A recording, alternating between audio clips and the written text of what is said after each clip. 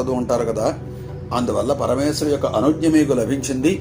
మీ వంశం అభివృద్ధిగా ఉంటుంది, చక్కగా రాజ్య పరిపాలన చేస్తూ ఉంటారు, ఎటువంటి అనుమానమూ లేదు అని చక్కగా చెప్పి, అంచేత ఈ రోజు నుంచి ప్రతి దీపావళి అమావాస్యకు, కార్తీక సోమవారం రోజున, కార్తీక పౌర్ణమి రోజున విడిచిపెట్టకుండా ఈ కేదారేశ్వరుని యొక్క పూజా కార్యక్రమాన్ని చేసుకుంటూ సుఖ సంతోషాలతో భోగభాగ్యాలతో ఉండవలసింది అని ఆశీర్వచన చేసి నారద మహర్షి అంతర్ధానమైపోయారు.